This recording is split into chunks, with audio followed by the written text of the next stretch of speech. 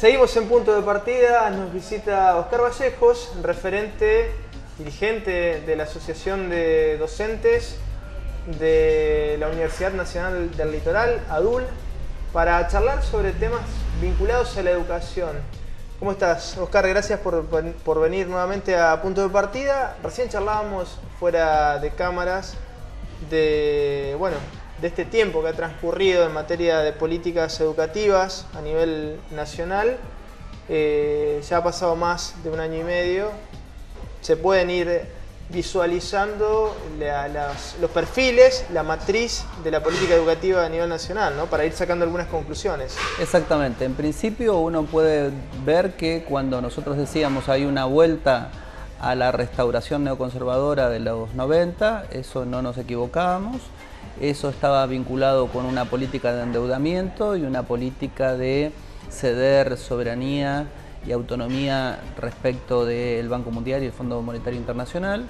Esto se trasunta en materia de política educativa en que ya la cartera del Ministerio de Educación y la Secretaría de Políticas Universitarias incorporan en los documentos que ellos quieren hacer leyes, producir leyes a partir de esos documentos, los lineamientos del Banco Mundial y del Fondo Monetario Internacional, ¿no? Entonces esto me parece que ya no hay que descubrirlo, no hay que inferirlo, esto está claramente. De hecho, el ex secretario de Políticas Universitarias, Albor Cantar, plantea como tema de campaña el que se haga ley el plan maestro que propone el gobierno nacional, y esto significa claramente ir en contra de las formas de organización del trabajo docente a partir de sus sindicatos, y sobre todo reinstala una serie de tópicos y de problemas que tenían que ver claramente con las políticas neoliberales, que atacan el sentido fuerte de la condición pública de la educación general, pero también de la educación universitaria.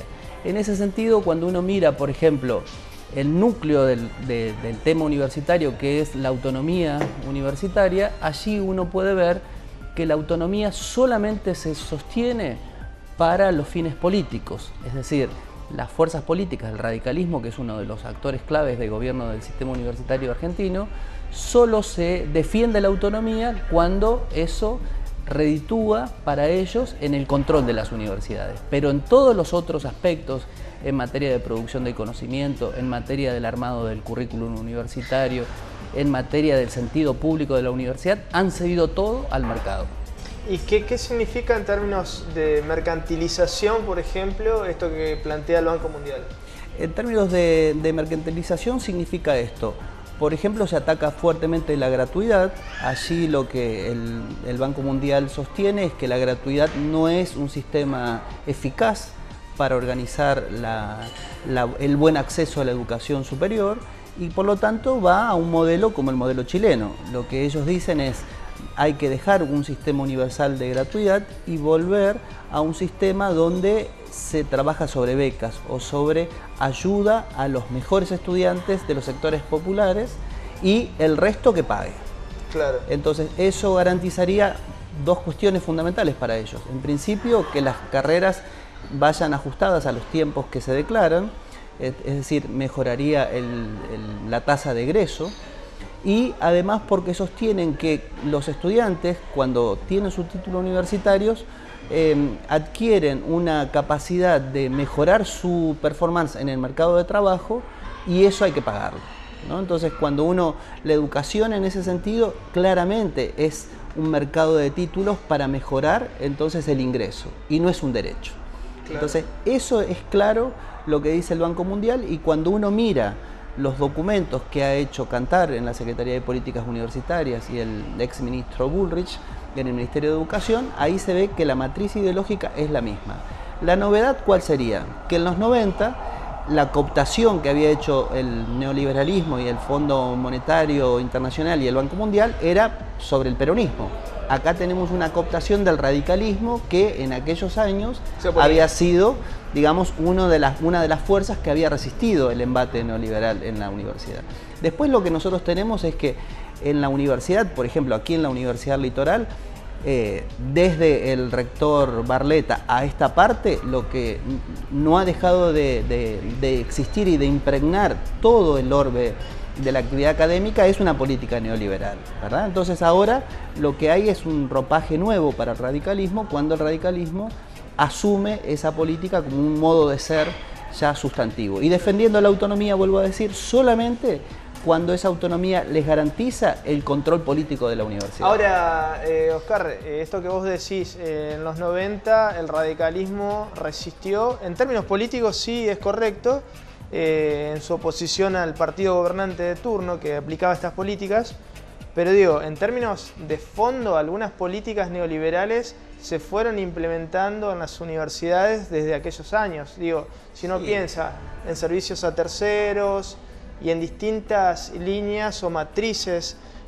universitarias, digo, están ligadas a las políticas del Banco Mundial desde aquel entonces. Exactamente, porque lo que era claro en ese momento de discusión era que la matriz de disciplinamiento de las universidades iba a ser vía el financiamiento.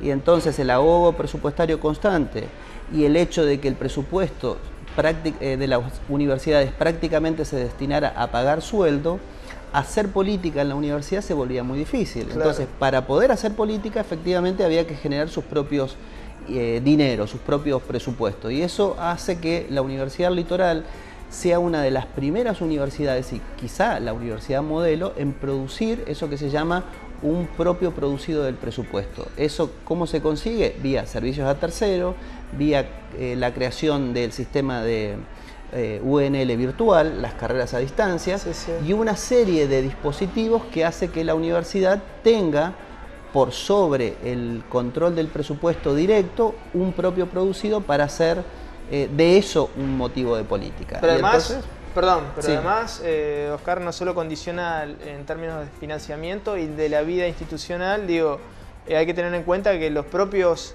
investigadores, docentes que se van ajustando a este sistema de ingresos tienen, por un lado, recursos magros, si se quiere, en términos de salariales, y por otro lado tienen la oferta de estos servicios a terceros que representan quizás en muchos casos ingresos más altos que el propio salario. Entonces es un condicionamiento por eso, muy fuerte. Mira, yo presenté en un congreso que se hizo en Mendoza, donde estudiamos la historia de la universidad, las transformaciones recientes en el trabajo académico, y uno de los elementos fundamentales de la transformación del trabajo académico es la vinculación de la universidad con el sector productivo, como ellos dicen, la universidad y la empresa.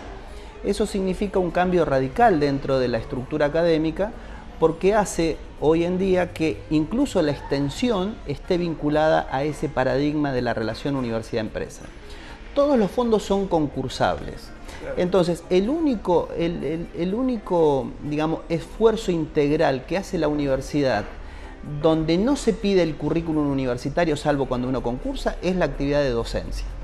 Pero para hacer extensión, para hacer investigación y para hacer servicios a terceros, allí está lo que se llama el mercado académico fuertemente. Y entonces uno no puede, y eso se nota cuando nosotros hacemos medidas de fuerza, no puede afectar de la misma manera el dar clase que el de hacer investigación, el de hacer servicios a terceros, el de hacer extensión. ¿Por qué?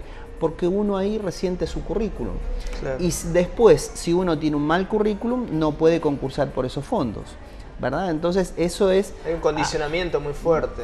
Poderosísimo. Entonces eso hace que la actividad académica nuestra se segmente en dos. En la actividad de la docencia, que es, uno puede decir, el grueso del trabajo, la figuración social de la universidad es para formar, no digo profesionales, porque eso es algo muy antiguo, eso es una universidad profesionalista, forma profesionales. Claro. Forma ciudadanos en base a conocimientos que tienen muchas veces una impronta de productividad, pero no solo, también tiene que formar ciudadanos con una imagen crítica.